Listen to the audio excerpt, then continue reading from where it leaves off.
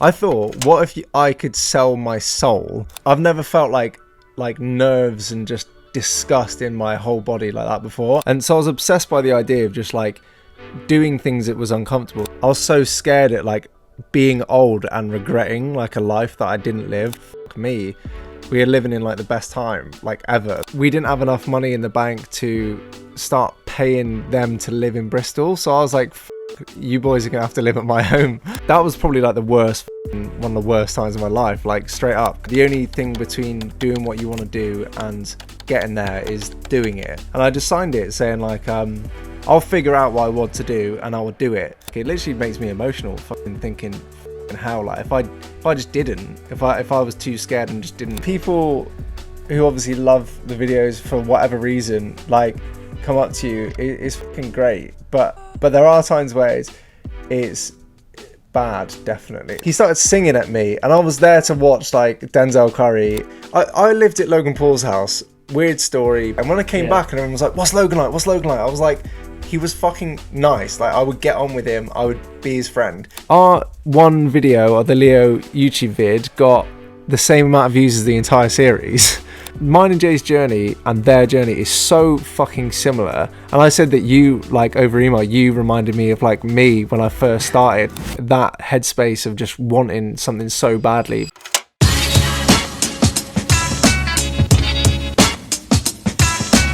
I was going to start off with one of these questions, but then I saw in the Good Shit Only you talked about NFTs briefly before this.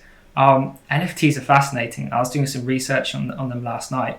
Have you ever thought about like packaging up one of your videos and selling it as an NFT? the story of the Zac and Jay Show. It's funny you ask that actually, Vonzi, because Jay's been obsessed with them. I haven't had the headspace to properly like research and get excited about them. I've followed the kind of Beeple story, and it seems like, yeah, they've just fucking come out of nowhere. Although there's obviously been a slow build before that, which you never see. But yeah, they're super fucking interesting. And when I posted it on our story to say like, just see what people think, because my opinion is that most people don't know what the fuck they are. I can kind of understand it, don't really know exactly what they are. But they're cool all the same. But my story got so many responses from people saying, have you seen the environmental impacts? Like, these are real bad. And we got like a good amount of replies, like more so than the usual thing. So I was like, fuck, people obviously feel passionate about the environment, which is great. But I wonder whether they've read a headline and actually know, because I don't fucking know. Anyway, I'm kind of waffling a bit, but we're definitely looking into it. Jay wanted to bust one out last week and just do it rapid just to be the first. Quite like the idea of being like the first YouTube channel in the UK to mint our first video. And it's kind of like the great thing with the physical coins he made, we kind of wanted people to have like something where they could prove they were there at a certain point. Like people love the idea of like getting in before an artist blows up or like your favorite rapper or whatever. And we kind of saw those comments. So like, but the thing with the coins is they're not going to grow in value. They might do, but they're like, an NFT is like a fucking store of value where like, you know, take the Zac and Jay Show's first vid, we're just getting started. Do you want to like put some money in and you own our first ever video? So it's definitely interesting. I still don't know who would part with proper money, serious money to do that, because I wouldn't. But it's a bit of a bubble at the same time, but at the same time, a lot of people have a lot of fucking money, and we have some interesting people who watch our videos who aren't like the typical audience who we think we are. Like, we've got fucking like huge business owners and shit who watch the channel. So who knows? Craig. I don't know. This guy, Craig Fenton. Well, who is Craig Fenton? I'm Craig. Yeah. Craig. I'm not sure he'll buy our NFT, but he's too smart for that. Yeah. No, I'm joking. But yeah, we're definitely looking into it. It's an interesting one. It is. It's because I think literally what you said about it's like getting in on your favorite band before they blow up. And yeah, I was listening to Colin and Samir. I love their stuff last night, and they explained this to me. The NFT. He was like, when you go to a concert when you're younger or something, and you see a band, you think you're going to blow up. Just like with you guys, the 100K Club. Be like, I want to get it because I want to prove to my mates for bragging rights that in 10 years' time, when they're at 10 mil, I was there. I was one of the first 100. Yeah. And I think that's where an NFT could be cool, because let's say if people watch your channel right now, and as an investment as well, someone might go, I think you guys are going to blow up till, I don't know, 10 million in the next 3 years. So they go, okay, well, I want to buy the story of the Zac and Jay Show, maybe just for bragging rights. Or even like if you look at Airac, like if Airac made a video called The Story of Airac, he's at 1 million now, but just like you guys, I think he'll blow up. If you buy the story of Airac now, some rich investor could probably buy it for 20k. And then in 10 years' time, when you guys are bigger, like owning the story of the Zac and Jay Show could be worth quite a lot of money. Or just bragging rights, really. But it's super interesting. Or they could crumble to absolutely nothing and no one ever want it. That's the thing, with lack of education over certain things, it's hard to get excited or be super critical about them. I'm just currently in the mare land. I like the idea of it. I know that people will be pissed off if we do it because of the environmental impacts. I don't really know what they are yet. But we always like doing new shit and experimenting as well. So like the video would be an experiment because I don't know how many views or people will be interested in it. It just seems so saturated. And like, will we make £5? It wouldn't be a money earner, that's the thing. But interestingly, when you said that, like we were thinking of doing one for our first video, which was like the Welcome to the Zac and Jay Show vid, our first ever vid on YouTube together. And then also the Fashion Week vid, like the most viewed video, because that fucker's still growing. Like it grows so much. Like it's nearly our most viewed video almost every month. Like it still beats out all the new content. So I feel like we've already been offered like $1,000 for the rights to, similar to like an NFT, which is like you get rights but not rights to reproduce or like whatever. You just have ownership of the t-shirt design that Max wore. So we've been offered $1,000 for that, and I was like, fuck, that's almost like an NFT. It's just ownership. Like I own that, like bragging rights, because that the person liked the fashion world and liked interesting things in fashion. So it's we're gonna have a convo about it. Like I've just not had headspace with like the last few weeks to even think about it, but NFT. No, sounds awesome. I think that is it really. It's the ownership, isn't it? Like people it's been going on for years. That's what Colin, I recommend if you want to, when you have some time and you want to catch up on it, check out Colin and Samir's breakdowns. I love what they do. But they're quality. Before we move on, I had this idea last night. I said it in bed to my girlfriend, and she said I'm a fucking idiot. Did you used to watch The Simpsons as a kid? A little bit. So there's an episode where Bart sells his soul to the devil, and he basically turned into like a fucking shell of a human. Like it all goes badly for him, basically. I thought, what if I could sell my soul for like and try and break the record on like how much, I don't know, an NFT. It's fucking hard because it's 69 million at the minute. But imagine if someone paid a couple of million for my soul. Like, strictly speaking, it's worth nothing because like, do they even exist? There's no proof. But I kind of, part of me just would not want to do that because I'd be scared of like the repercussions. But because then they own your soul. Yeah, like literally. Yeah, it's the kind of thing that would happen, and then I'll just have like 20 years of bad luck on the bounce every single year, and I'll be like, I wish I didn't fucking do that. I've got 10 million in the bank, but now I'm just fucking.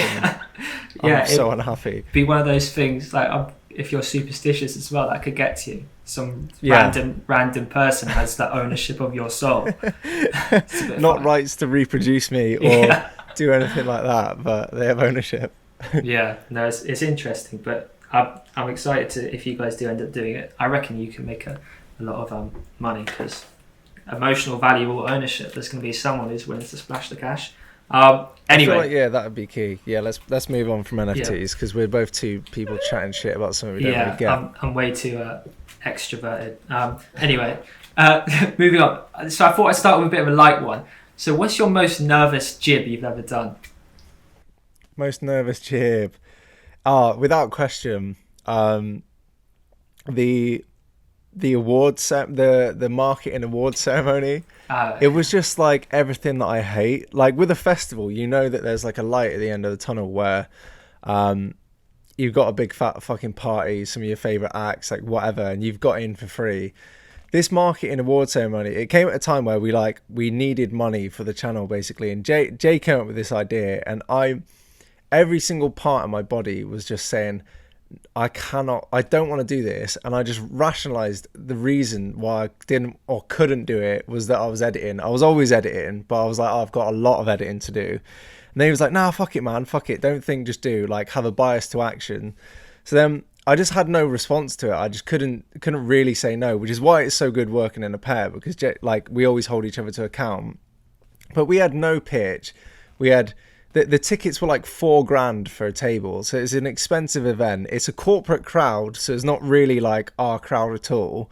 I hate public speaking. Like, I've never been good at it. Like, never always shied away from it actively. Like, never done it. Jay's done it for his business in the past, so I was like, that's a bit comforting. But anyway, we fucking leave so last minute. The event's already started. And then we're writing the pitch on the tube. So I'm just like, this can only go one way. We were literally leading ourselves into a situation reserved only for my nightmares. It's so bad. And I've never felt like nerves and just disgust in my whole body like that before. And Jay was feeling exactly the same. Like, there's a moment in the video actually where I was just filming down, but it caught the audio. We walk into this big dinner hall, everyone in tuxedos, and we just realised we're just going to have to walk through this whole fucking event and then stand on stage. Ladies and gentlemen! And then, like, and we both stood in the corner like, oh man, I don't want to do this. And Jay's like, I don't want to fucking do it. I really don't want to. I really don't want to. I'm scared of you. I'm so scared. And I'm like, oh, we're going to have to do it. And then we get on stage, which was the worst part. Tell a guy to hold my camera. And I'm just holding the camera at the front so we get it recorded. Oh yeah, sure. And he's like, what the fuck's going on? I was like, just hold the camera and film, please. And then the fucking mic doesn't work. He backstabbed me. The mic was not working. So we've stood on stage, we've done the worst part, and we try speaking, and the mic doesn't work. So that, to be fair, that actually got rid of a lot of the nerves, because the worst case happened, and then we convinced someone to turn the mic on, and then everyone thought that we were meant to be there. We are the Zac and Jay Show. We run a YouTube channel, and we are not even meant to be here. But beforehand, it was just the most disgusting feeling. Like, I remember that so vividly, just like at every stop, just not even having any adrenaline to carry me through, just like being tired, fucking disgustingly like nervous, and just like felt sick. Just felt horribly sick. It's a horrible. I probably would have just straight up had a panic attack. But it's in those moments when that's because I'm starting kind of a YouTube channel as a business with a friend who I met on the course as well, and we've been thinking of like channel mottos to start with. And I was like thinking last night, I was like, in those disgusting moments, like when I'm just filled with fear, about to do something I fucking hate, and just like that's going through my mind. I was like, what is something I can say to myself which is actually going to justify this? Like, what is going to comfort me that, okay, fuck it, I'm going to go do it. And that's why I quite like your creating stories to tell the grandkids motto, the original motto of your channel as well. Because that's like something where I feel like if I'm about to do something like that, I'm like, or another one like, I don't know, sense of the round regret, I'm like, oh, well, you know what, I might as well do it because we're all going to die anyway. Life's just It's interesting. I fucking love that saying, you know, like Jay and I had a long discussion because I was thinking about this shit like while at uni as well, and just like everything that we were doing on the course. You're on the same course, right? Yeah. So everything we were doing on the course was like uncomfortable and weird, and like just felt. And there was, I don't know whether it was a book, a theory, or just like something. It was like lean in, and that was basically like lean into the discomfort, lean into like, and it's all about the fucking comfort zone, and then the learning zone and the growth zone, all that shit. And so I was obsessed by the idea of just like doing things that was uncomfortable. So I led like a training session on that, where I'd like say what is something that is going to push your business or project, whatever it is, forward, but you're too fearful to do, basically. And for me, it was like we rang up fucking me and my co-founder rang up Innocent Smoothies and basically asked for a tour of their office, because we just love what they did, we loved their brand and wanted to kind of replicate what they were doing. And then we ended up like next time we're in London going to their office, getting a load of free smoothies and like walking around their office and shit. So like I developed that kind of like thinking back then, and then for so long was trying to think of something that really fit. And the idea of like being on my deathbed as an old bloke, I love the fucking idea of it, because it's just so funny that like our grandparents had photo books and like shitty cameras to like and they're so nostalgic. Like, you look through an old photo book and it's just like, fucking hell. But we literally have audio, visual, fucking like whole experiences where we can make people feel like through video our best years of our life. Is that the 20-minute countdown? Yeah, sorry, you want a really good thing there. Sorry to interrupt you. It's all good. Starting again. Yeah, we literally have the whole full audio visual fucking experience where we can edit it to make people feel even more intensely about like how it was when we're there. So like the idea of being an old man and watching my YouTube channel, fucking around with my best mate in the best years of my life is just so funny. But also like I was so scared at like being old and regretting like a life that I didn't live. Like, it just makes me feel that's probably one of my biggest fears, like being an old man and just thinking, fuck me, I'm dead pretty much. Like, yeah. I'd hate that. So it's terrifying. That's kind of where that was born, really. But Jay didn't feel it as strongly, so we had something else. That's my personal fucking thing, and he likes it. But I think because it came from me, it's not as personal to him. So we both agree that it's like a sick thing. But I mean, Why Wait's kind of our main one on the channel. But yeah, stories to tell the grandkids is always a good one.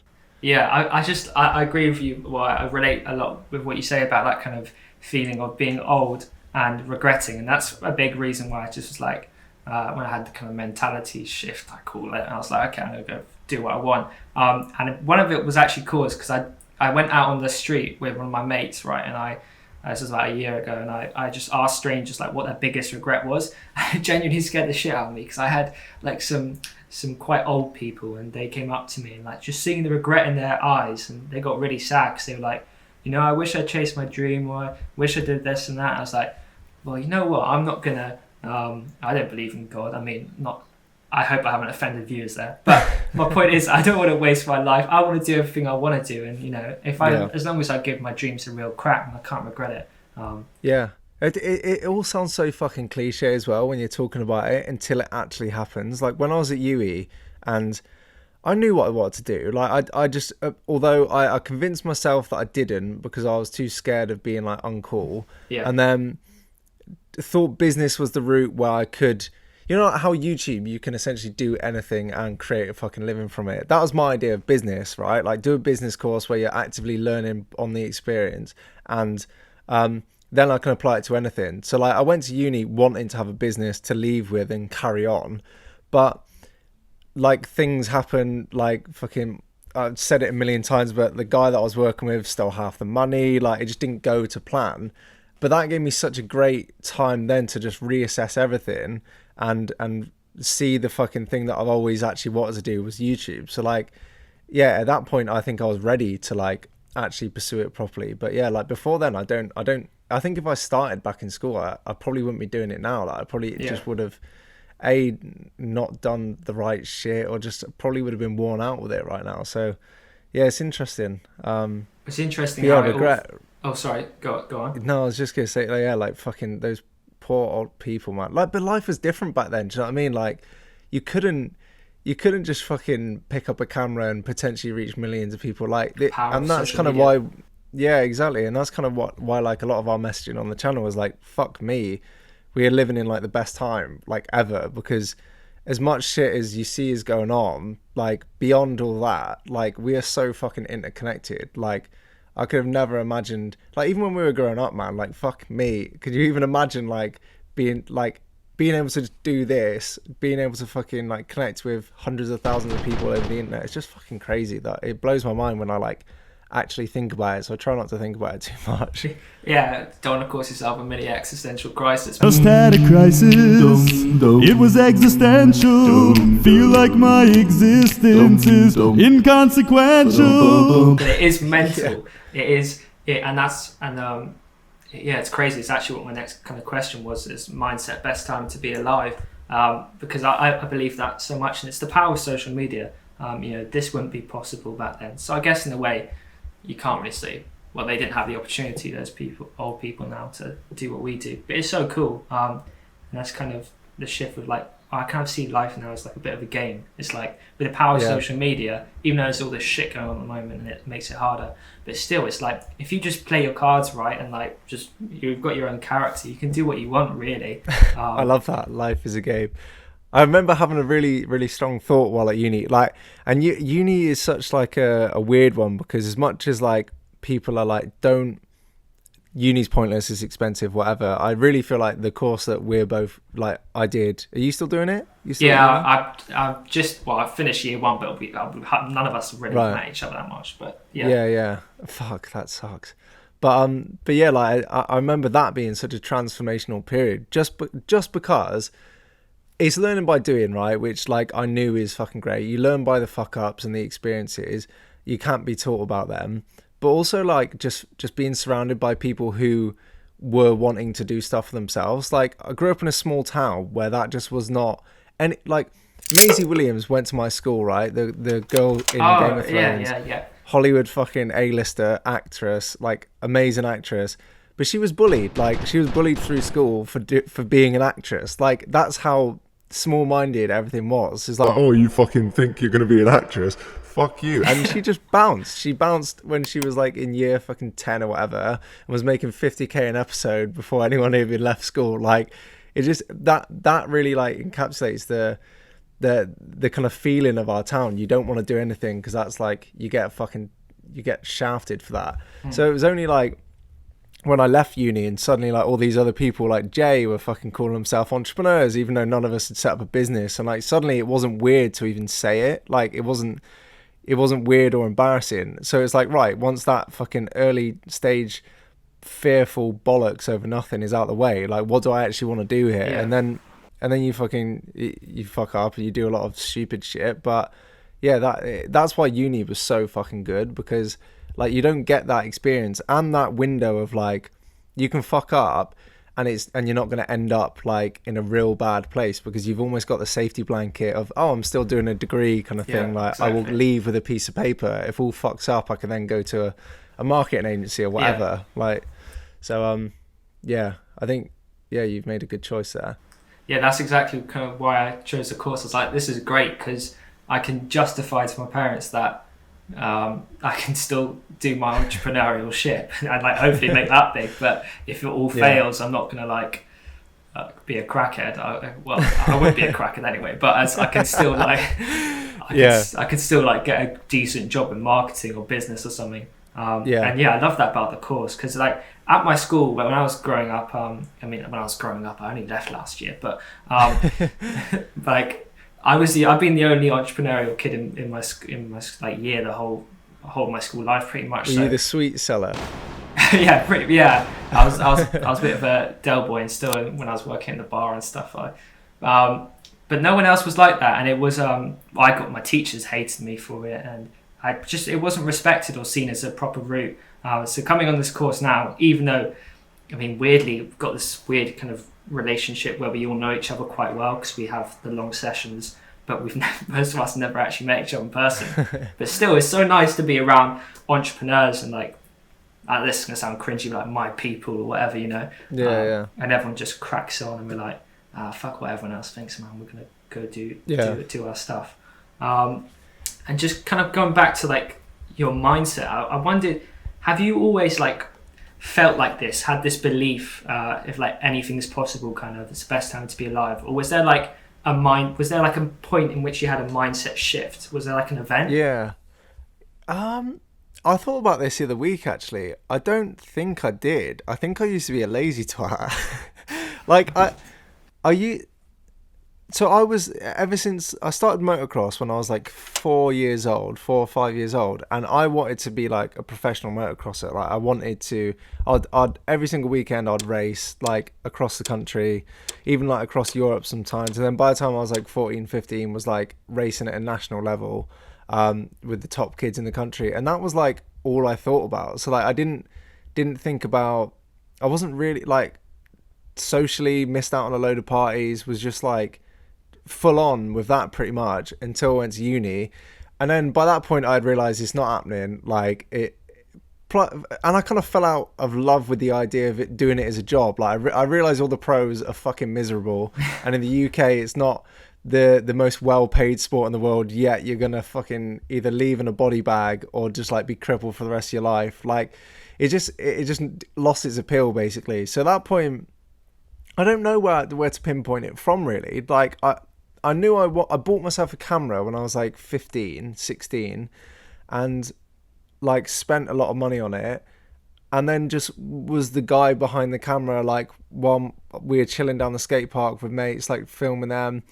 But I didn't really ever make that many videos. Like I was always just like either riding my fucking bike down on the mud jumps, or like just, I always had a camera. So I think then I loved YouTube and I loved the idea, but I didn't know it was even doable as a job. Like that was back when like, you know, Charlie Is So Cool, like had like fucking 200,000 subscribers, and like, but I had no idea that was his living. Like it was just a different, YouTube was different back then. So I don't think I wanted to do it as a job, but I wanted to do it, but I was too embarrassed. And then, I mean, my dad always ran his own business, like a small engineering firm, like in the area.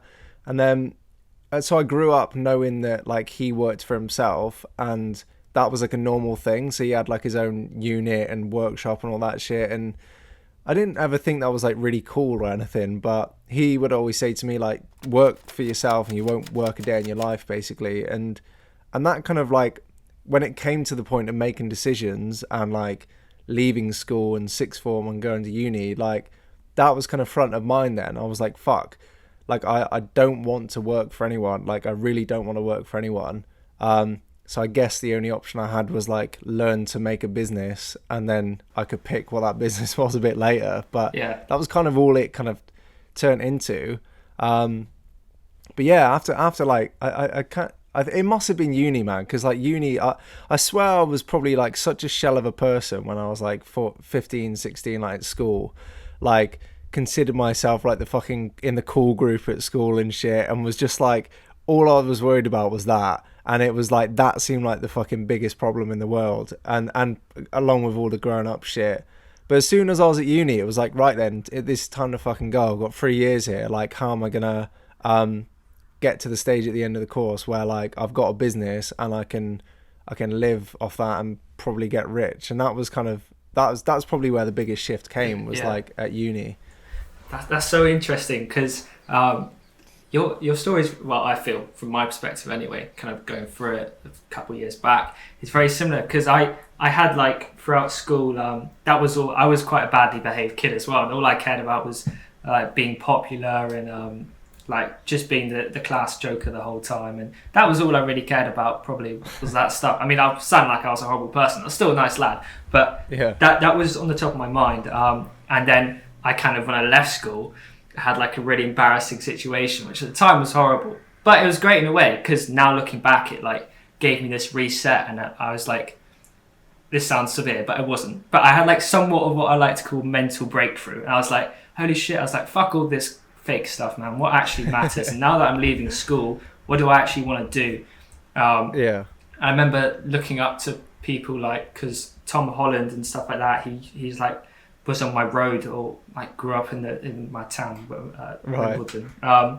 And so it was weird. I don't know why I saw him, but I was like, man, he's gone and done it, and you know, why can't I do something similar within my dreams? And I was like, okay, this is time to stop caring about all this, you know, trying to look cool, and actually just what do I actually want to do? And I was like, you know what, I quite like to just create videos on the internet with my mates. It'll be fun. It is so funny though, because like when my biggest, it's a weird thing to do. Like the most horrible thing is like starting off and your videos aren't that good. And like I watched a video actually the other day called The Gap, which talks about the like you want to do something, and for me it was YouTube vids, but and your taste is good, so you know what you want to make videos on or how good they are, but there's a gap between like your skill level, whatever, and the only thing that you can do to get to where you want to be is like is time. It's just time, like fucking it. And for me it was videos, like just make more videos, and it's so demoralizing in that gap to get from like you're posting videos out, you're like fucking desperately trying to get people to watch them, you're like, just how the fuck do you even get one step ahead of the other and like 1 foot in front of the other, and it's just demoralizing. You're like speaking to no one, for fuck's sake, and it's like, fuck me, it's just such a horrible thing. But it's a really but then like period. Yeah, it is. But I remember that so vividly, just like. and I'd post it in Facebook groups that I was in, and like, and it's funny looking at them now because like I still get tagged in stuff and it's just like that really doesn't feel that far like long ago. It really doesn't. But yeah, it's just a horrible slump. But if you can get over that, and you just like, I realized at that point that I'm just gonna stop taking advice from people from my hometown. And it sounds bad, but it was like no one can give me any relevant sort of critique on what I want to do. So like, I'm just gonna fucking keep going. Yeah. And luckily, like, I didn't really have to make loads of videos before like I got a first little glimpse of traction. Like, there's definitely hard long slogs in that, but yeah, I got a fucking viral video pretty early on. I cannot believe what has just happened. The story most of you are tapping on at Newsbeat Online today is our chat with Zac and Jamie. They are the two guys who posed as Olympic athletes to blag their way into the celebration parade in Manchester on Monday. So I was quite blessed in that manner. How many videos roughly had you made out of interest before? I think it was less than 10, I think. I might be wrong. Okay. I think it was less than 10. But I was just in such a weird place though, because like I'd left uni. Once I decided at uni that I was going to fuck off the Helpful Water Co., which is the business I was running, which is a cartoned water company, sustainable water company. I was so bored because I was so used to the team entrepreneurship way of working 5 days a week when all other uni students would be in for like 3 hours a week. And all I had to do was a dissertation. So I was like, right, my mates were running a advertising agency for crowdfunding campaigns. I was like, I like graphic design. I like photography and video stuff. I'll literally help you boys out for free. Like, I just want to do it and get better. So I did that and was working in their office like 5 days a week. And then it came to graduation, and then I was a bit lost. I was like, fuck, like what do I do now? Yeah, what do I do now? And in that time, their business had pitched to like a Facebook ad agency. So it was instead of creative and like videos and all that shit, it was, you know, fucking demographics and age groups and like targeting and all that shit. And I hated it. But we didn't have enough money in the bank to start paying them to live in Bristol. So I was like, fuck, you boys are gonna have to live at my home, like with my parents. So I have one of my mates in my dad's camper van on the front drive, and then I had two mates literally living on one on a 2-person sofa and one on a 3-man sofa, in like this shed, which is just like a fucking storage like shed in my garden. And that was probably like one of the worst times of my life, like straight up, because I knew I didn't want to do it. And I knew that I was doing it to help them out, and we weren't paying ourselves. And every single day I had to, like, it was a treat to go into Bristol to get the bus, but we did it once a week because we couldn't afford the £5 ticket. And it was just such a horrible fucking time. So that time where I was still trying to make videos when that happened, and I think the Olympic video, which was the first one, was kind of like the nail in the coffin of this like corporate world. It wasn't even fully corporate because it was like a startup office space where everyone was kind of trying to do their own thing. But I did the Olympic thing, and this was after a summer sneaking into places and filming the whole lot. Didn't make a single video on it just because I was building up to I wanted to make a documentary, which is so dumb, but I wanted to make a documentary out of all this footage. It would have been cool. But I had all this footage, and then at the end of the summer, like, wanted to do the Olympic thing. So me and Jay did that, and that was the first video I ever made. And literally the week after the weekend that happened, had like an email come through to the business Crowdreach that we were in, and saying this looks very bad for like all entrepreneurial spark people. And I was just like thinking, what the fuck has it got to do with you? Like, I work in a business in the shared office space which is sponsored by you guys. So like, and I was just realized that it was just like everyone in fucking suits trying to protect something that isn't really theirs and just pretending they know what they're doing and this is the right thing to do. So, and it was at that point that I fully mentally tapped out, and I was like, fuck that. Yeah, fuck that. And it took me probably a good few months after that to actually tell my mates. And then, you know, they had moved out at that point, luckily, so it was a whole lot easier. But yeah, that I just remember that period being so hard, like horrible and just tough really to fucking start properly making vids. But at that point I was like,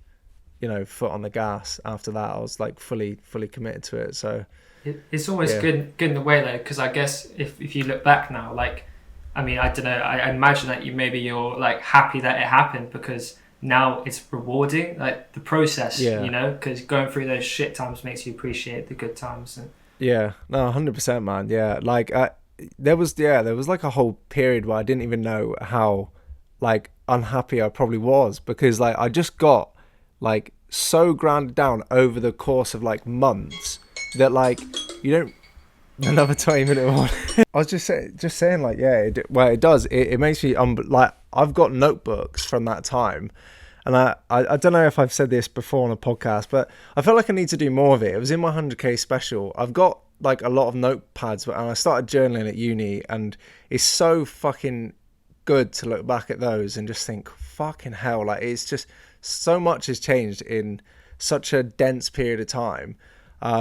That it's just, yeah, like makes me super grateful. But like there's a page which I wrote when I'd like mentally tapped out of the kind of advertising agency, and I remember like I was on the bus on the way to Bristol to do another full day in this shit office where nobody liked me because I was a fucking Olympic sneaking guy, and well, I mean, only the runners didn't like the guys that ran it didn't like me, but yeah, it was just like I was in this fucking depressing bus. Everyone in there was like just head down on their phone. It was cold, the whole bus was steamed up, and it was pissing it down outside, and I just wrote down like everything that I could think of on why I didn't like my current situation and the current company, why I didn't think it was gonna be a success, and what I actually wanted to do. And it's so cheesy, but like I was watching a lot of Casey Neistat at the time. I'm here. All of my dreams and aspirations are here, and the only thing in between these two is a bunch of work. And basically wrote at the bottom like a quote from his video, which is like, the only thing between doing what you want to do and getting there is doing it. And I wrote like a little arrow over the top, and I just signed it saying like, I'll figure out what I want to do and I will do it. And I just signed it, and that was like 2016, was it? Yeah, 2016 or 17. And once I'd like acknowledged it, it was the beginning of the end for like what I was currently doing, because it got a whole lot harder to fucking, you know, get myself out of bed and actually do it. But it was so hard to also tell three mates who I fucking loved dearly to like that I didn't want to work with them anymore. Yeah. But yeah, it was just I remember that so vividly. So like when I read things like that, like it literally makes me emotional. Fucking thinking, fucking hell, like if I just didn't, if I was too scared and just didn't do that, then I wouldn't have. It's all like a butterfly effect, I suppose. But like, yeah, I just would have. I mean, not that sounds dark, but like, as in, you don't know, you don't know where you would have been. Maybe you wouldn't have been in as like I would have just been a numb, fucking empty shell of a person, just like going into work every day and just, yeah. Oh, that's horrible. That's horrible. And that's those things feel so big. I mean, they are big decisions. Everything's a big decision, I suppose. But I built it up massively, and now I just feel like that was just nothing. Like it was just, it shouldn't have been as big as a deal as it was. But it's always like that sometimes when you look back at decisions. What I find anyway, it's like at the time they seem so monumental. Or like if you make a mistake, like, oh fuck, I fucked it forever. But then you look back and you're like, oh, that doesn't even matter. Why was I worried about that? Yeah. But yeah, that's really interesting. Kind of moving on, I've spoken to a couple of people about this. I find it really interesting. And this is like the viewer-creator relationship, which happens, right? Because you create content, you've got a big audience, and you've got fans who watch your content. That's the Zac and Jay Show, isn't it? Yeah. Self Stories round 2. And they know you, but you don't know them. So it's like kind of this weird one-sided relationship. I don't know. I was kind of wondering if you had any thoughts on it, or if you thought about it. Because I heard like Casey. So I was just saying. I heard Casey Neistat saying it's like people come up to me like, "Oh, Casey, how you doing, man?" But he's like, "Who are you?" Casey, do you have a second? No. Do you have a second? No. How do you find it? Yeah, I mean, I've not really been out of the house a whole lot in the past year, so it's stopped happening. No, it's really, I fucking love it when like people who obviously love the videos for whatever reason like come up to you. It's fucking great, but there are times where it's bad. Definitely, that's just the worst fucking sentence ever. How do you mean? Yeah, it is weird because people do like they have that kind of have that kind of relationship or feeling, and it's good because it's like super casual and like I can just be stood there chatting with someone on the tube. But I've got a horrible habit of like then being overly nice to the point where like, you know, I've been on a tube before and some kid's been like, the Zac and Jay Show, and Jay's been like, it's Sam, mate, you alright? Hey, Jay, I've watched videos, loads. And then I've been like, Sam, man, what's your name? And then I start the conversation and they don't even want the conversation. So I'm like trying to then fucking make a conversation on the tube and we're stuck in this little box together. It's happened at Glastonbury as well, the festival, where, you know, I was like having a fucking great time, like probably too drunk to like want to speak to a subscriber. But anyway, he came up, was super nice. And then he asked me if there's an overlying theme that I can change people's lives, which I absolutely cannot. Hold on. What? And that like, because I've got like a following, that suddenly I could like be fucking Simon Cowell and pluck people from obscurity and put them on a platform and all this stuff. Like, I don't think I can do that at all. Like, I'm not fucking KSI. But he started singing at me and I was there to watch like Denzel Curry, and at this point Jay had fucked off, like, and I was just there by myself, Denzel Curry in my right ear and him in my left ear, and he was like harmonizing the Zac and Jay Show theme song and shit. The Zac and Jay Show. Yes, I love that. And I was just like, I don't know what you want me to say here. Like you obviously feel so comfortable around me and that's great, and we've had a nice convo. But like, I was too polite to fucking dead it before it even got that far, and I literally missed the whole set. I missed like a half an hour set because of it. So, yeah, it's great. It is great though. It's fucking great that people watch our shit, and it's great that like people. I don't know. I think people obviously feel like we're super approachable again, which is nice. Like, we're not fucking huge celebrities, which, you know, live behind gated mansions and shit. But yeah, I don't see much of a downside to it, to be honest, other than missing a set of Glastonbury here and there. Yeah, I think I don't think there's a really downside to it. I think it's quite good in a way, especially if, like, as long as people kind of comfortable with it, because I don't know, it's just interesting because I think it's the first time in history really that it's like celebrities of there's like, because movie stars in the olden days, right, you don't feel like you know them, but YouTubers now, it's like you know them but they don't know you. Anyway, it's interesting. But it's cool. People are surprised when they see me and Jay cutting about the street just doing normal shit, like at Sainsbury's or fucking like, it's like, what the fuck, what are you doing here? I'm like, I fucking live in London, mate. Like, what are you doing here? I have got to live, yeah.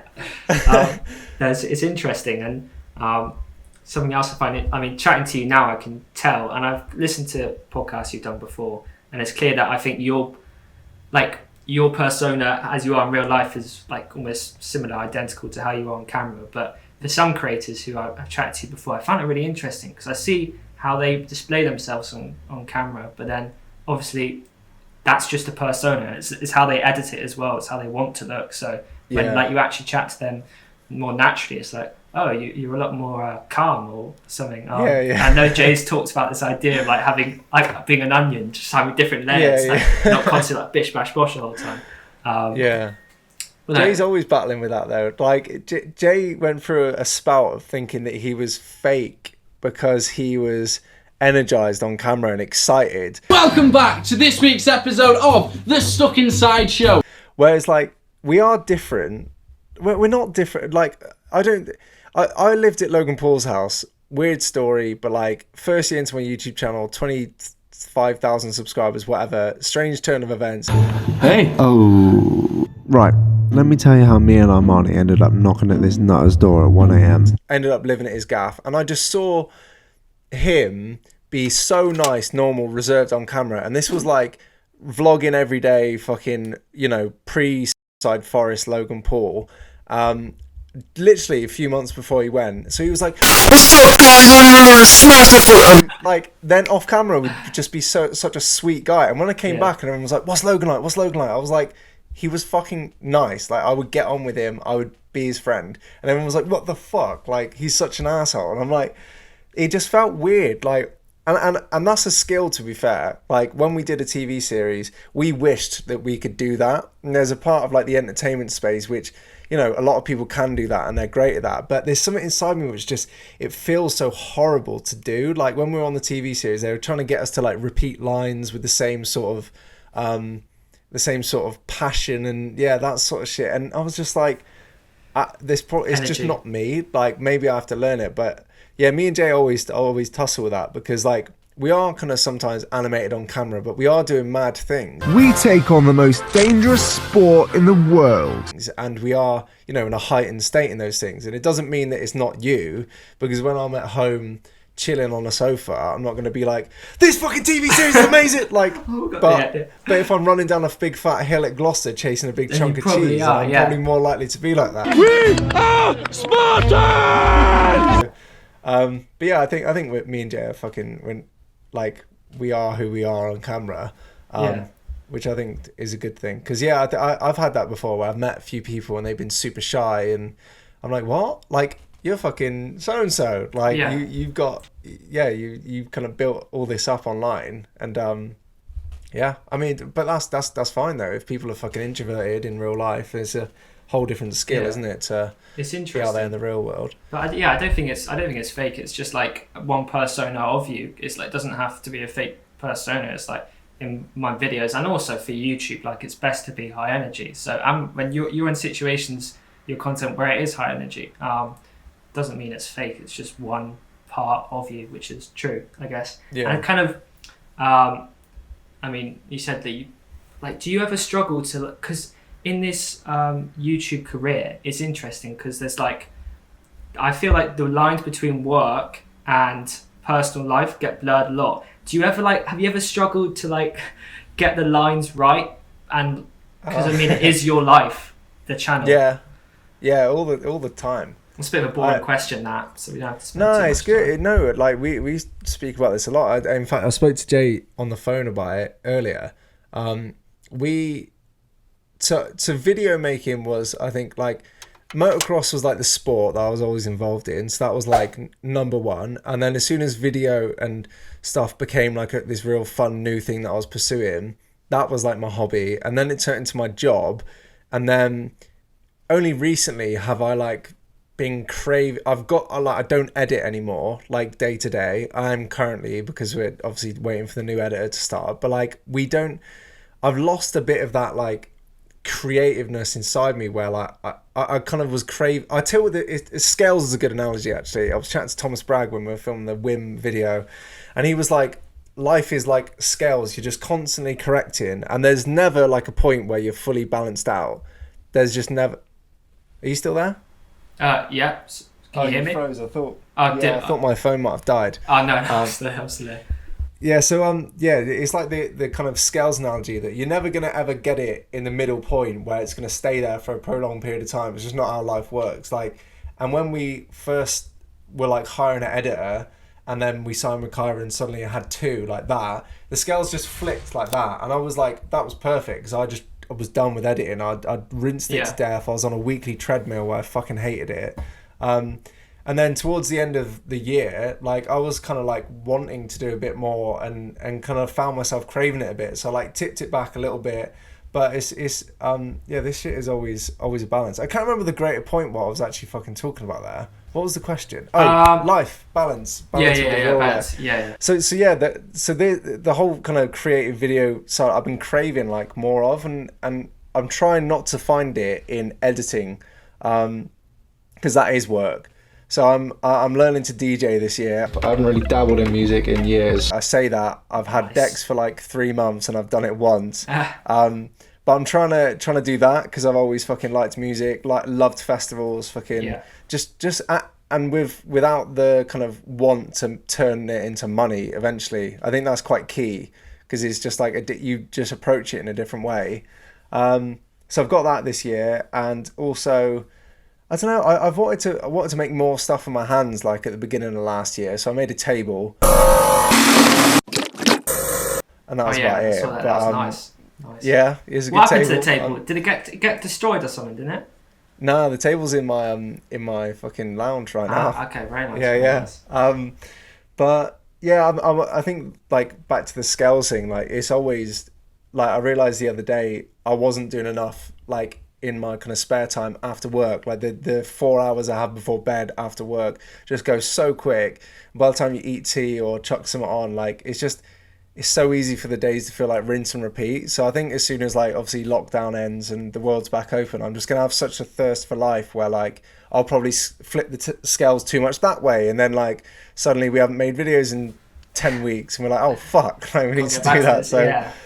I feel like I'm more comfortable with even just acknowledging the fact that it's always going to be slightly uncomfortable. You just need to like change it and fucking alter it again, and that's why like I love doing the weekly journaling stuff, because you're just checking in with yourself, like, and like last week I realized I wasn't doing enough of a certain thing, so now this week I'm making sure to timetable that shit in. So it's just, I think it's constant, but with YouTube it's super important, because the lines can be so blurred. Like me and Jay were filming all the time in the first year, like on weekends, and we didn't really have enough money to do much other than justify stuff with, like, you know, we were filming, so like we could spend a bit of money on it. So like is defo key, because it could be so horrible and you can fall out with love with doing YouTube to the point where you question like, fuck, why am I not enjoying this? I should be so happy and lucky. But like it's easy to do because burnout is very real, and me and Jay are like so bad for it.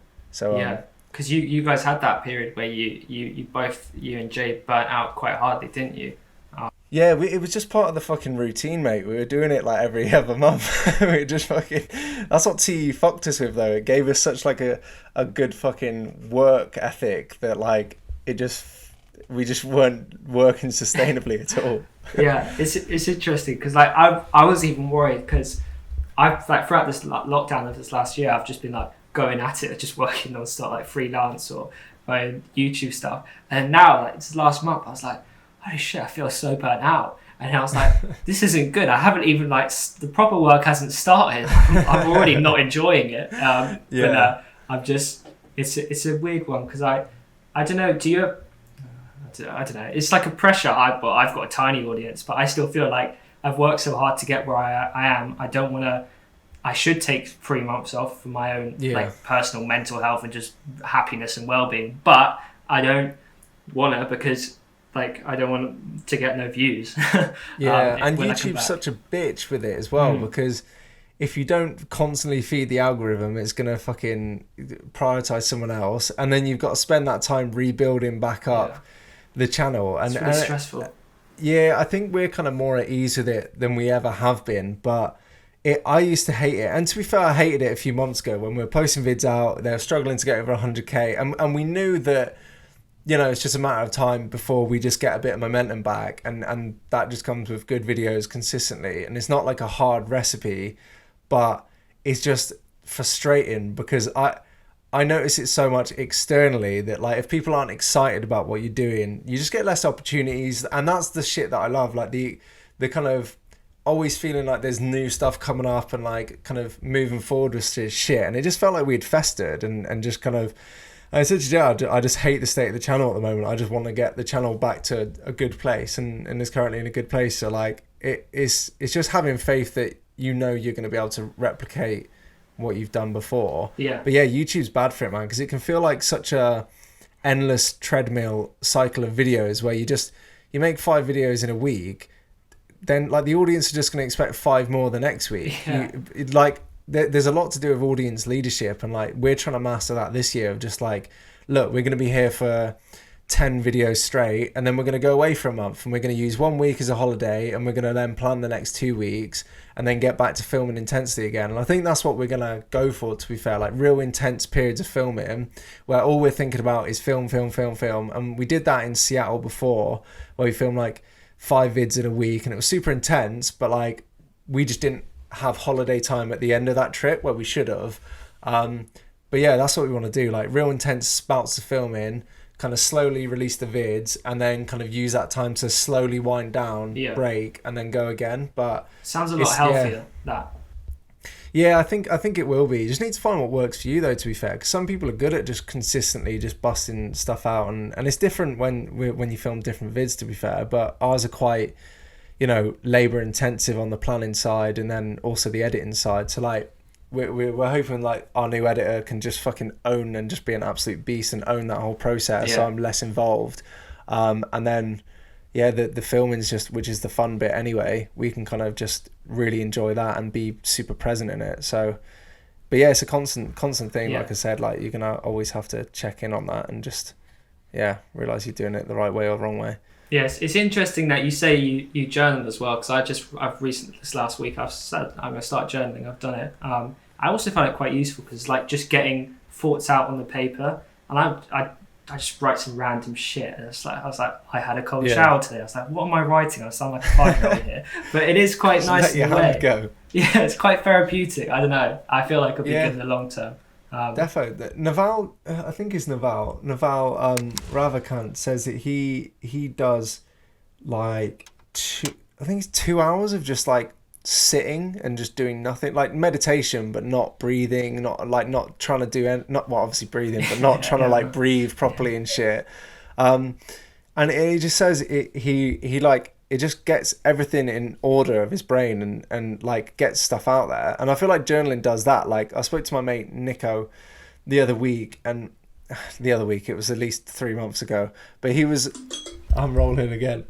Yeah, Nico, my mate, gave me the idea to like, he calls them background like radiation, like Chernobyl thoughts. He just fucking anything that his brain's been thinking of over the week and not, you're not had the time to sit with it and kind of work it out or navigate it.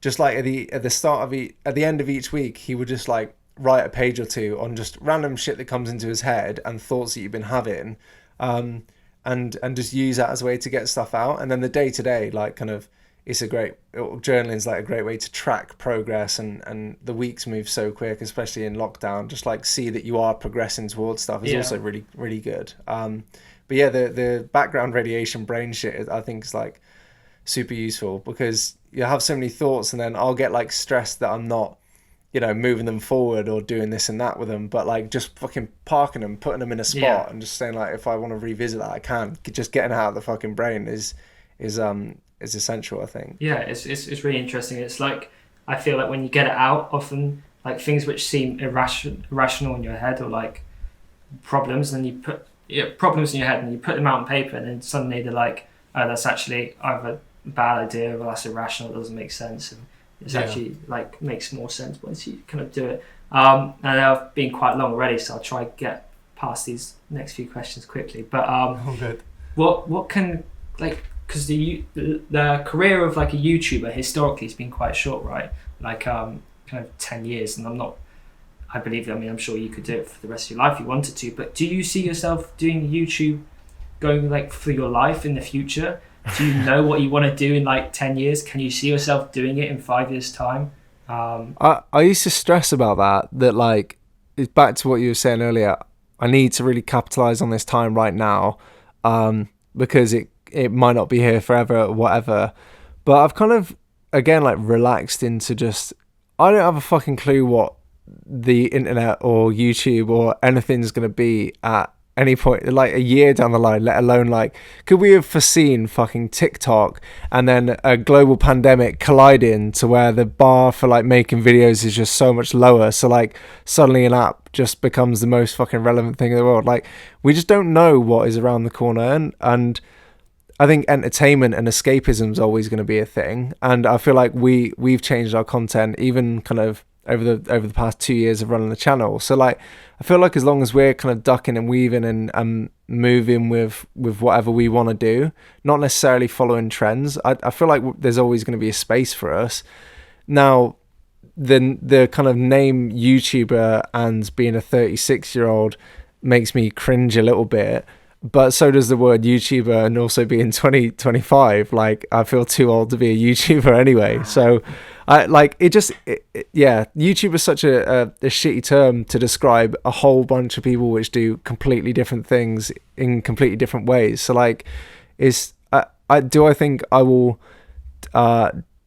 make videos or make things with this audience that I've built up? Definitely, but like maybe it'll be a fucking once a year vid that I just come back and just bust on the scene, and maybe I've got other businesses going on. I don't know. Like I literally, but I'm trying not to stress myself about it because I've got confidence in, you know, my ability and Jay's ability, and yeah, I just feel like we'll kind of always be on the forefront of asking ourselves that question. So I don't need to necessarily worry about 5 to 10 years. Yeah, there's no need to stress yourself out about it, I guess, because as long as, well, you guys work hard, which you do, then everything will be okay. Yeah, I'd be super interested to see, actually. I was thinking about this before we filmed, we started doing this, and I was like, you know what I'd be really interested to see Zac do is like, you know how Cole Bennett has his like lyrical lemonade? I'd be random thought, but in like 5 years I could see you directing some sick music videos, just like, or even a documentary or film, but just something a bit different type of content, and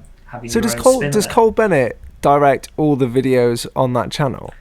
Yeah, I think so. I don't know. I'm pretty sure he does, but I can't. That's say for fucking certain. quality. I didn't even know that. Yeah. So he's almost like made it more enticing to work with him because he's got an audience to put it out to as well. Yeah, he won't ever create a video for someone else to put on their own channel. It's always That's like so good. His brand's really interesting. I'd love to do that sort of shit. I want to make a documentary already, but I also understand that I probably wouldn't enjoy it. It just doesn't seem like something that I'd enjoy at this moment. But yeah, I feel like there's time for that shit anyway. We dabbled in the TV world. I feel like, you know, maybe if we're older, we could do TV, whether that's solo or together. But it just felt like a completely different thing, really. And I don't think I liked that loss of control at this stage. But maybe when I'm older and a bit lazier and want to chill and just rock up and fucking film stuff, then maybe that's it. But yeah, I don't really see myself as like a TV personality, really. Just kind of more getting my hands dirty and fucking doing shit. So creative yourself, I'd say, and creator. Yeah. Speaking of like TV, kind of what do you think of? I mean, all the stats show that TV's declining, don't they? Do you have any? It does. I mean, I still think there's a credibility. Like, I think when you guys went on that main TV show, do you feel like that's helped your brands? Like, you guys get better brand deals, get more money, or not really? No. No. When we were getting asked to do it, and me and Jay just weren't sure, and we were so tempted to turn it down, but then also realised it was only 28 days of filming for the whole series, so we just thought we'd try it to see what it was like. Everyone was saying like, this is such a good opportunity for you, like, and we were like, was it? And then we tried negotiating up, which apparently you just don't do on TV or for your first series anyway. And we were like, what the fuck? Like, of course you can negotiate up. This is just fucking, this is what you do in life. But they were like, almost saying you should be grateful for that. This is going to be great for you guys. And we were like, we see it as more of a risk, like to take time off the channel, which is just starting to pop. And like, I don't know, it was a weird experience altogether. But yeah, I don't know whether I'd say yes or no to a TV series if we got offered it again. But in terms of credibility, it definitely still gets the respect. And that's only because the power holders in, the guys in power are still like old white men who have always ran TV. TV. So like, it's not really, as much as it's starting to move that way, and all these shows are just trying to think of formats where they can clip it up, put it online and go viral. Like, yeah, I don't know. TV and YouTube, everyone's always trying to put them together, but I don't necessarily think they need to be. I kind of feel like most YouTubers would flop on a TV show, or it's just a different experience altogether. Like, it's not the most natural thing. Yeah, and I feel like there's people going to be coming up who will be on TV who wouldn't have ever done YouTube. Like, Max Fosh would be great on TV, I think. But it's just different. I don't think they necessarily need to be together. It was a good experiment for us and an interesting experience, but there was a lot of it we didn't like. But there's also a lot of it we did like. So I don't know. It's the TV, I think, will always be there to some degree. Yeah. Like, Netflix is kind of TV and it's streaming, but like, they're fucking growing. They're doing well. So like, it's just different entertainment. I don't think I'll ever replace a movie night with sitting down and watching 10 YouTube vids in a row. Like, movies and series will always kind of have a place, I feel. It is interesting. I almost feel like what YouTube might do is, although some people do like reality TV, but I think it may like crush the kind of what I call like crappy TV, or the stuff which is more pointless. I feel like there will always be Netflix, which is like the premium, glossy, high-end stuff, which everyone's always going to want to watch. But then maybe some of the like just average TV is just not be there anymore, because people are like, well, I can do this on YouTube. It's interesting, because like the Sidemen just kind of rip off TV, a lot of TV concept. Hello and welcome to Sidemen. The price is correct, and do it for way cheaper and get like 10 times the views. So it's like, how much of this infrastructure, which is almost set up to justify its own huge costs, like the fact that there's got to be teams of hundreds, and like our TV series costs 150 grand an episode, yet me and Jay could have filmed it in the same way and it would be better, probably $1,000 an episode. I mean, like, our YouTube vids got, our one video, or the Leo YouTube vid, got the same amount of views as the entire series. So it's like, I mean, there's a lot of things to be said about that, but I feel like the crap TV shit is, you've seen it with like Foot Locker's series of Foot Asylum series in that big house and shit. 10 YouTubers, 14 days, one house. I wouldn't have been interested in really getting involved in that, but it's such a sick experiment, and I'm glad that it worked for him, because like, that's Big Brother. It's just Big Brother, but with influencers, and loads of people are interested in it. So, it's just like when all these kids now are 30, 40, what are they going to be watching? I don't know. Like, who?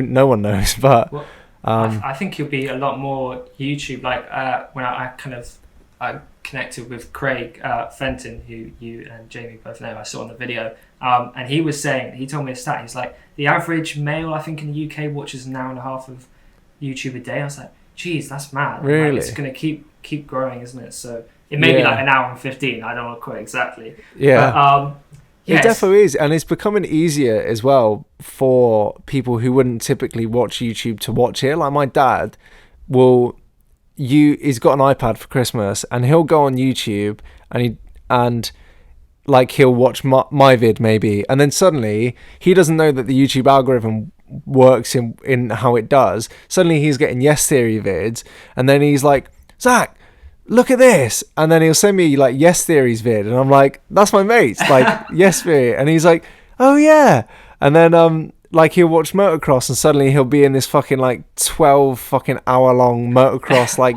fucking rabbit hole, and it's just the way it's serving him content is just appealing to him in ways that he didn't even know. And he's not like fans of YouTubers, but he's a fan of the stuff on YouTube. So it's like the bar for like getting people in, like everyone's got smartphones now, like old people's phones probably, like their fucking Nokia 3310s probably broke about 6 years ago, or took the last charge that it would ever take, and now they've all got smartphones and they've got this funny little app on their phone. Like I feel like it's just so much easier than ever to watch shit on YouTube, like especially with all the TV shows putting clips on YouTube, and like, you know, you get all that UFC shit, like replays on there. Like there's just, it's big. YouTube is bigger than YouTubers, really. So it's getting more kind of not normalized, but I guess it's just, before, like maybe a couple of years ago, I told my parents that usually I was like, oh, what's that? But now it's like my mum's watching cooking stuff on YouTube, my dad's watching the highlights of sport, or some random Coldplay concert. But it's like it's good that it's becoming more mainstream, and I just think it's such an exciting time. Like now's not an exciting time currently this week because of COVID, but I mean, and the last year. But it's like such an exciting time for YouTube in general. Like I feel I'm rambling here, but I feel like we're kind of the generation. I think YouTube's going to grow so much more of these next, like, I don't know, hundreds of years. Well, that's a bit far, but maybe. But like we're kind of this generation is like 50 years or whatever. It's like the generation pushing it forward and like breaking new grounds with YouTube and normalizing it as this new huge industry, which is suddenly going to start getting loads of funding, which will be interesting. Yeah. I feel like it really is like a wave, and that wave is not even like crested yet. It's just like the initial day one fucking early YouTubers who are now starting to like gradually fizzle out, or maybe they've sustained it. Like they were YouTube V1, and now it's kind of like V2. You got the Nicole Milanas, you got Chunks, you got fucking like us in the mix. Like, but the wave is still like, you just got to be in a position to fucking catch the wave at some point. And like I feel like the wave's just going to continue going the way it is, because YouTube have just prioritized creators first and allowed them to build communities. Like, who was it I was chatting to the other day where they were like, it was some American everyone in LA, every TikToker wants to be a YouTuber because like you can make money from YouTube, and that's the fundamental thing where they they predicted that shit. These people are putting a lot of fucking effort in, they need to be rewarded. So like, yeah, I don't feel like it's gonna go anywhere anytime soon, but like I said earlier, like things move so quickly, and might find out that fucking YouTube's just a hugely racist organization that fucking also kills babies, and then they're gonna get cancelled on Twitter, so everyone possible. who's a YouTuber will go down with them. Yeah, I hope not. But I feel it'll be okay, because a lot of, YouTubers will have skills like which are transferable, right? Like, let's say even if everything went to shit and YouTube was some hugely racist baby killing organization, you would still be able to, like, I don't know, probably go on mainstream TV again, or start creating documentaries or do some other stuff. And yeah, it's exciting, man. But kind of last two questions anyway. So advice to your younger self, like what advice, if any, because I know it's some people don't like answering these questions, and like it depends on the situation, blah blah. Anyway, what advice would you give to 18-year-old Zac, like lessons learned? 18-year-old Zac just about to start uni. Or maybe you can jump a few years, like maybe when you first started YouTube or something.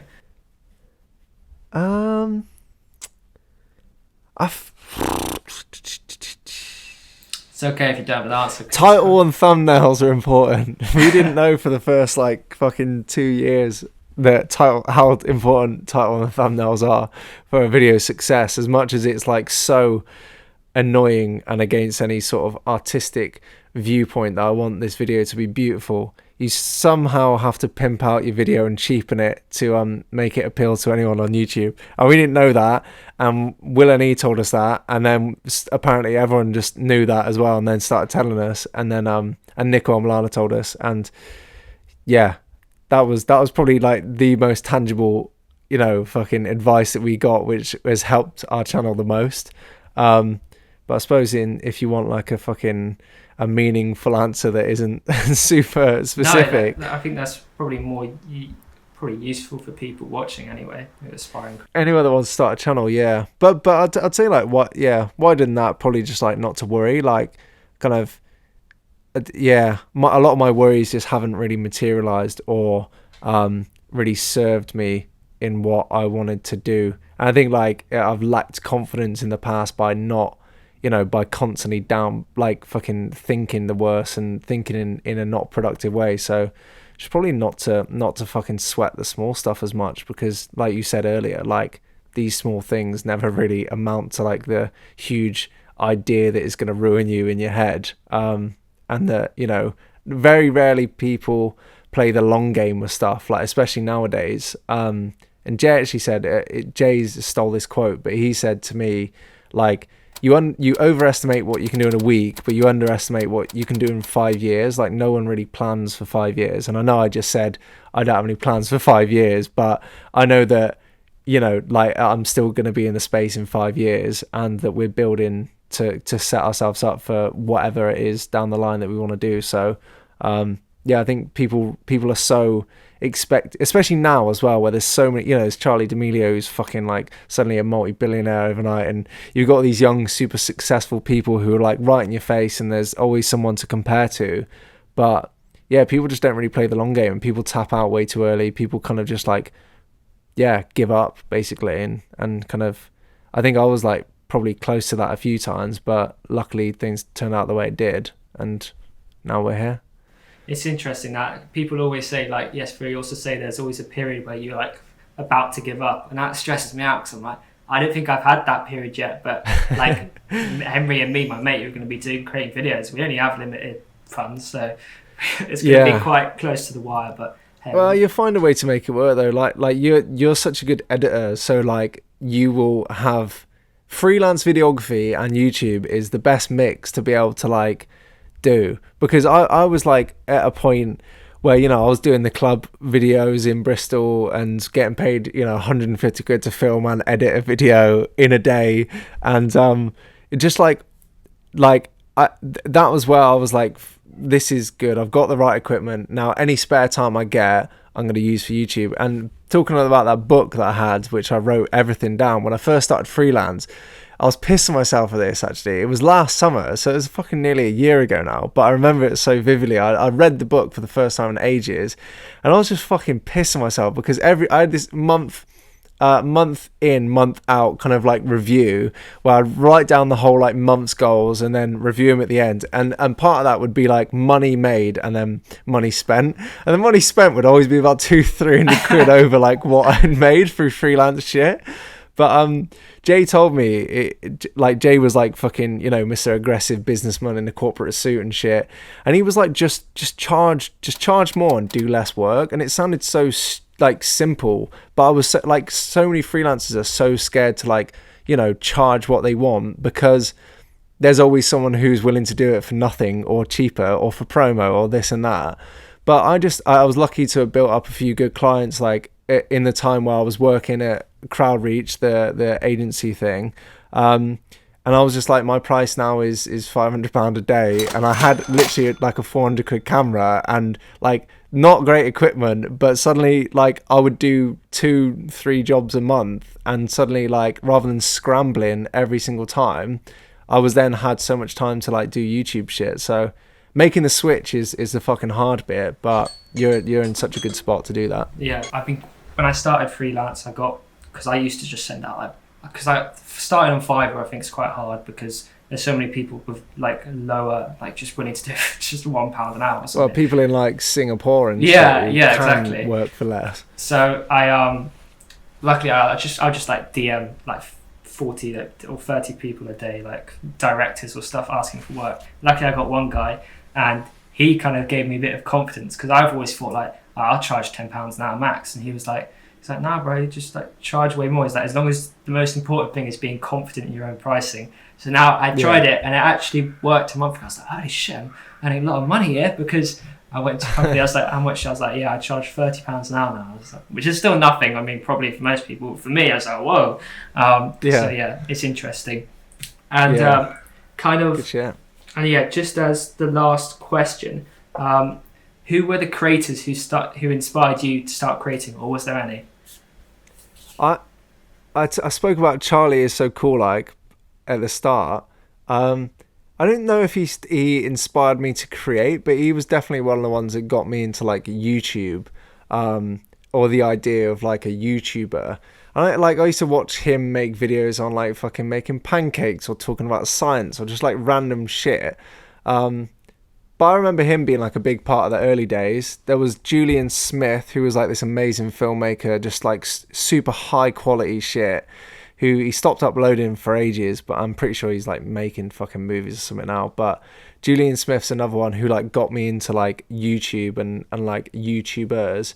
But at the most like, you know, critical point of like when I was really considering doing it and starting was like Casey, and that's such like a cliche answer for so many people, but like it was, you know, Casey vlog era, fucking a video a day or whatever, and I just kind of rode that wave with him of like, fuck me, this looks so much fun, and he made Do What You Can at like such a good time where I was like, this encapsulates my excitement for the space so much and why I want to do this, because so Casey Neistat probably by far, and then you got like Yes Theory, obviously, of mine and Jay's journey and their journey is so fucking similar. And I said that you, like over email, you reminded me of like me when I first started, like literally in the way that you remind me of someone from my course anyway. Like you look pretty much the same and you sound pretty similar. But I hope he turned out all right then.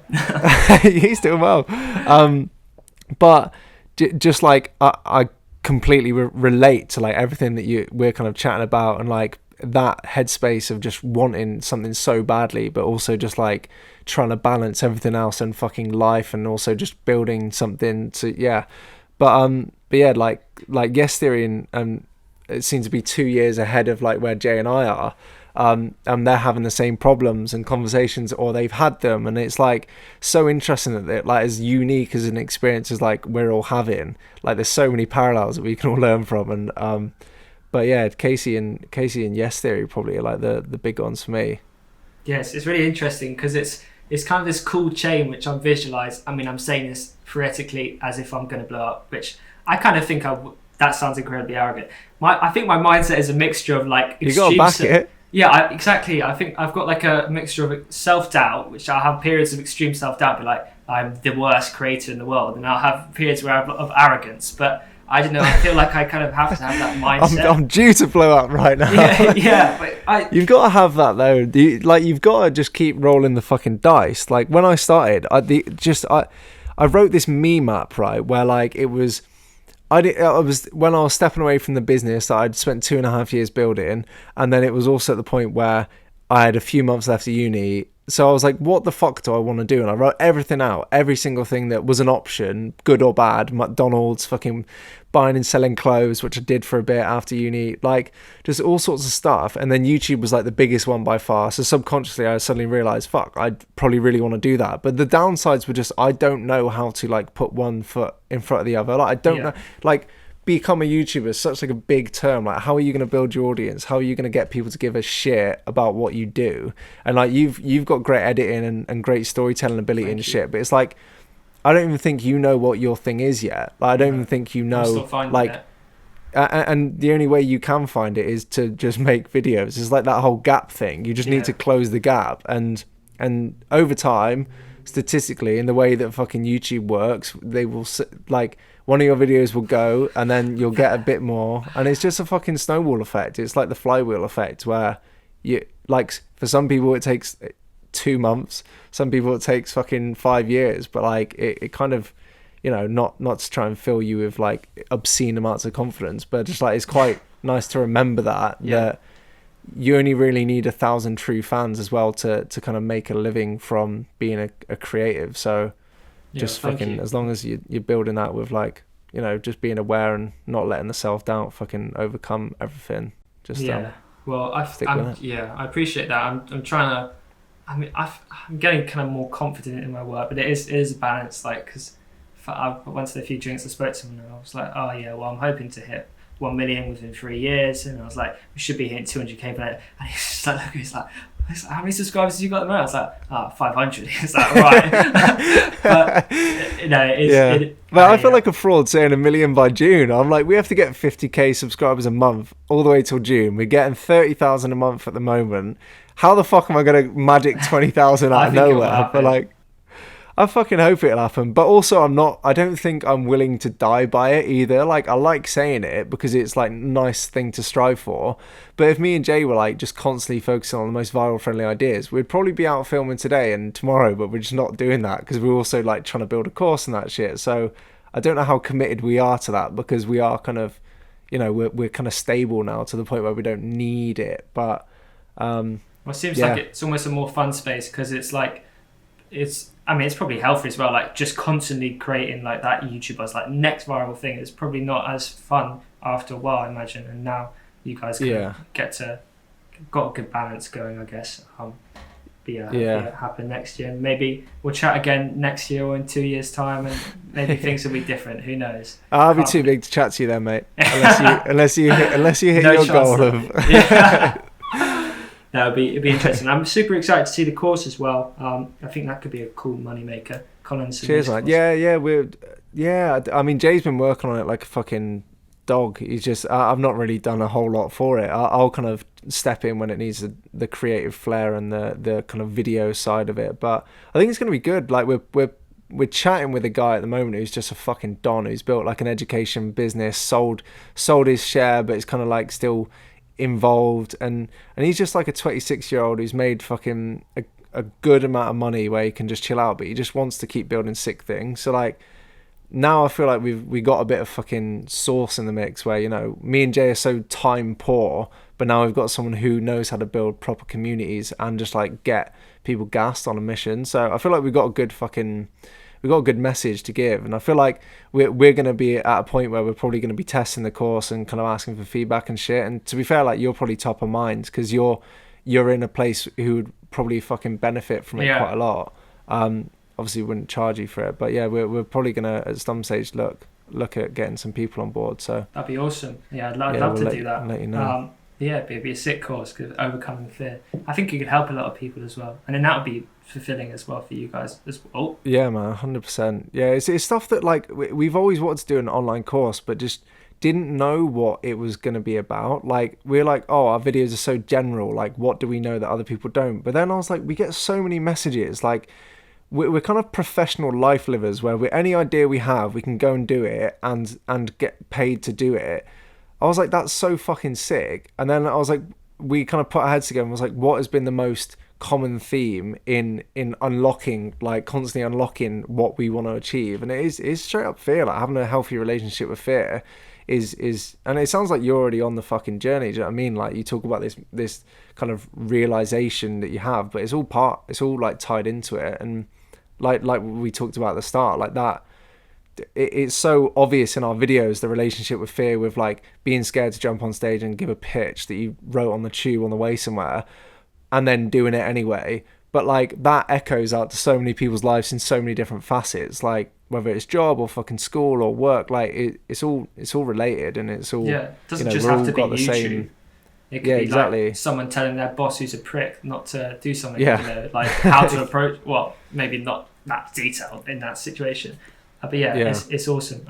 And I'm still trying to figure out my journey, but I know that I just want to just make the most of life, which sounds very cliche. Have you seen the video, The Gap? Maybe.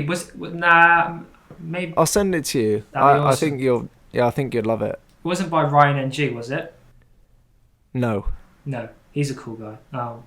But I'd love that if you could send that. That'd be great. Just as a last thing, by the way, what point? Because I kill myself. Well, not kill. That sounds wrong. I kick myself. I kicked myself. I didn't ask you. What was like the point where you and Jay first got a brand deal? Because I forgot. I think I first saw you guys at 20k.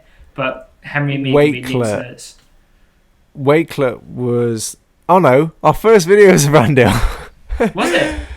So the swimmers. I mean, yeah, the swimmers, but we just got a pair of £300 swimming shorts for free. So Wakelet was the first one, and that's ran by one of Jay's old contacts in the business world. And to be fair, like, I did not back ourselves to do a good job, but that was like a $3,000 deal for like 2 videos. Nice. Which was super, like, it was really needed at the time. But I just felt like they wouldn't get any value from it. I think we were, oh god, we must have been like 30k, I think. Okay, that's good. That's what.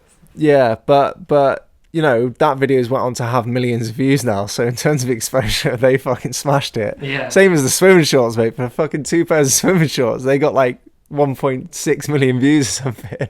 Yeah. But on my personal channel, it was also around like 30k. But again, these were from, they weren't like through agencies. Like my personal, Jamie's was obviously, you know, Wakelet was almost a friend and a mentor of Jay's. And then my first one was when I went to Vegas to do the McGregor fight and collaborate with Yeti for the first time. I was on around 27k, I think.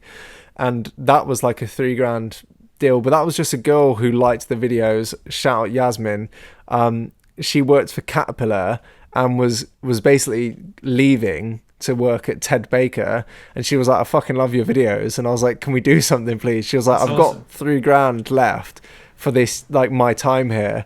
I was like, can I have it? Because I really want to go to Vegas. And she said yeah. So that was like, it was more a relationship thing than actual brand deal. But yeah, you can monetize quite early nowadays, which is great.